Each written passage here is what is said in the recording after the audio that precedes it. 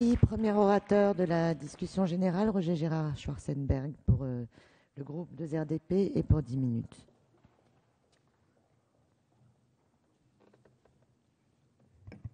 Madame la Présidente, Monsieur le Ministre, mes chers collègues, le premier devoir des Républicains est de veiller au bon fonctionnement de la démocratie. Or, le système actuel d'élection des représentants français au Parlement européen fonctionne mal et même très mal.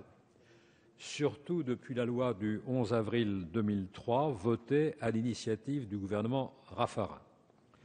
Jusque-là, nos représentants au Parlement européen étaient élus dans une seule circonscription, dans une circonscription unique, formée par l'ensemble du territoire de la République. En revanche, la loi de 2003 a remplacé cette circonscription unique par 8 circonscriptions, spécialement conçues pour les élections européennes, circonscriptions établies dans ce seul but et cessant ensuite d'avoir toute existence réelle pendant 5 ans, bref, des circonscriptions à éclipse qui apparaissent et disparaissent par intermittence. Cette situation fait exception dans l'Union européenne, dont 20 États sur 27 disposent d'une circonscription unique de caractère national, à l'instar de la France avant la réforme de 2003. Soyons objectifs et pragmatiques et constatons les faits. Ce nouveau système s'est déjà appliqué 2 fois, on l'a dit, en 2004 et en 2009, et il a mal fonctionné. Il faut savoir tirer les conséquences de cet échec en renonçant à ce système de 2003 qui n'a pas répondu aux objectifs qu'il disait poursuivre. Ce système, disait-on, visait à rapprocher les électeurs et leurs représentants au Parlement européen. Le renforcement de ce lien n'a pas été atteint et ne pouvait pas l'être par la création de 8 circonscriptions trop vastes et trop peuplées pour que puisse s'établir une telle proximité. Excepté l'Île-de-France, chacune de ces circonscriptions a une superficie très importante et regroupe plusieurs régions, ce qui complique évidemment ce phénomène. La circonscription sud-est, par exemple, s'étend de Bourg-en-Bresse à Bonifacio. La circonscription nord-ouest va de Cherbourg à la Belgique. La circonscription est va de Charleville-Mézières à Mâcon et l'on pourrait continuer ainsi. Chacune de ces méga-circonscriptions comporte une superficie et une population d'une importance telle qu'elles ne peuvent nullement, ces circonscriptions, être le cadre d'une véritable proximité entre électeurs et élus. De plus, excepté encore l'Île-de-France, ces circonscriptions ont été spécialement et exclusivement conçues pour les élections européennes. En fait, elles apparaissent hétérogènes et hétéroclites. Elles ne correspondent à aucune réalité humaine, historique, géographique ou économique. On a le sentiment, au contraire, de découpages artificiels, de tracés arbitraires ne correspondant pas à des réalités vécues. Cette carte électorale dépourvue de véritable cohérence manque de clarté pour nos concitoyens. Ceux-ci se retrouvent face à un système électoral peu intelligible et peu lisible, à un système complexe qui est dissuasif et ne les incite pas à voter. La réforme de 2003 comporte un inconvénient supplémentaire. Avec le scrutin de listes nationales, les listes étaient conduites par des personnalités politiques de premier plan, par des personnalités en vue. C'était très généralement les leaders, les numéros 1 des partis, qui conduisaient eux-mêmes les listes, ce qui contribuait à susciter l'intérêt des électeurs.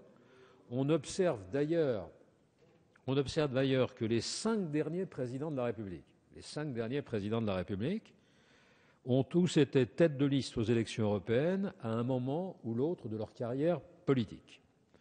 En revanche, avec la réforme de 2003, il n'y a plus une tête de liste nationale, mais 8 têtes de liste interrégionales, et naturellement, ces 8 têtes de liste ont une plus faible notoriété et donc moins d'aptitude à mobiliser les électeurs sur leur nom.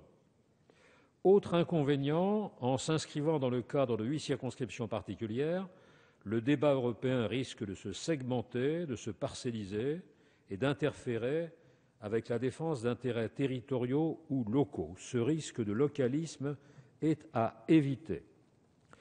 L'enjeu du débat électoral européen doit être: quelle Europe voulons-nous et comment la France peut-elle concourir à la construire? L'objet du scrutin européen ne peut pas devenir la défense ou la promotion des intérêts locaux propres à l'Ouest, à l'Est, au Sud-Ouest, au Sud-Est.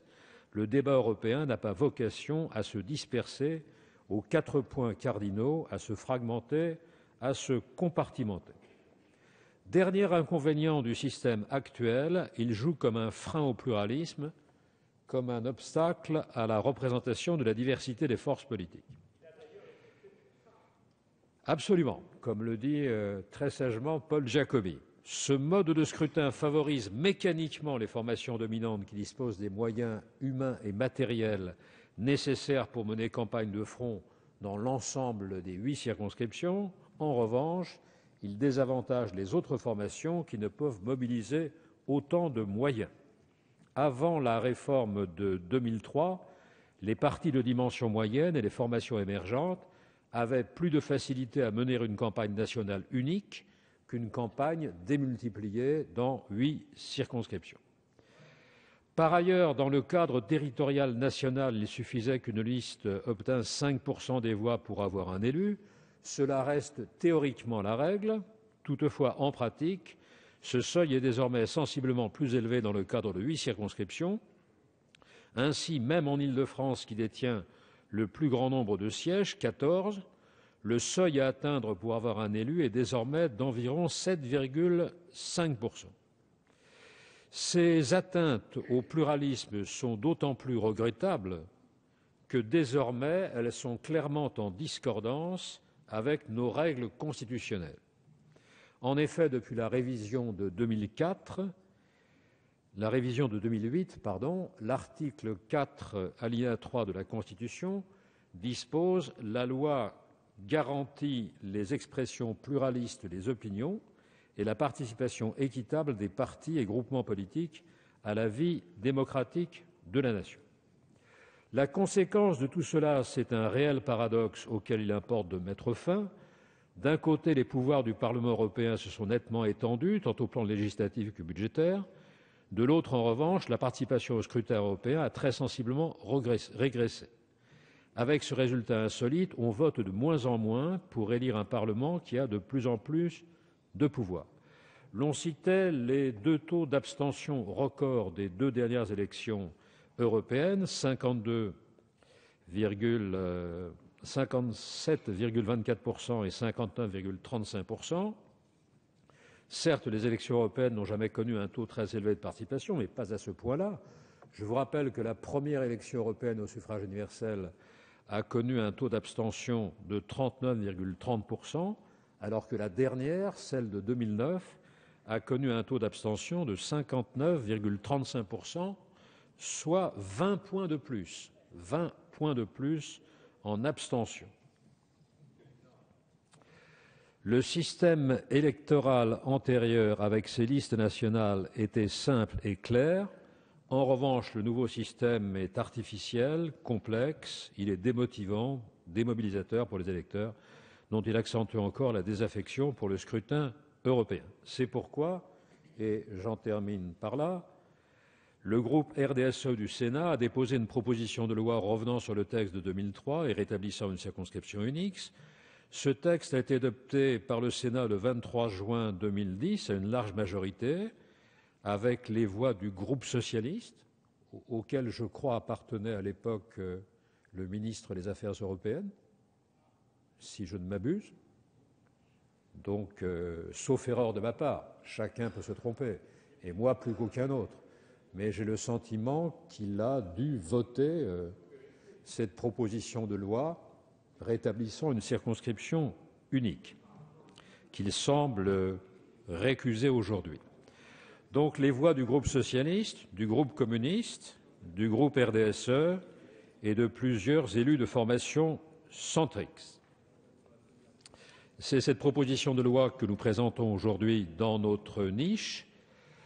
Le rapporteur, dont je salue le travail, Alain Tourret, a eu la sagesse et l'efficacité de consulter l'ensemble des formations politiques. La quasi-totalité des formations politiques a répondu favorablement à notre proposition de loi. Et il a également pu enregistrer le fait que 3 des 4 groupes parlementaires de gauche de notre Assemblée se déclaraient ou semblaient se déclarer favorables à cette proposition de loi. En revanche, le vote du principal groupe de gauche, j'en termine, Madame la Présidente, n'a pas été favorable en commission, ce qui est difficilement explicable par rapport au vote émis antérieurement.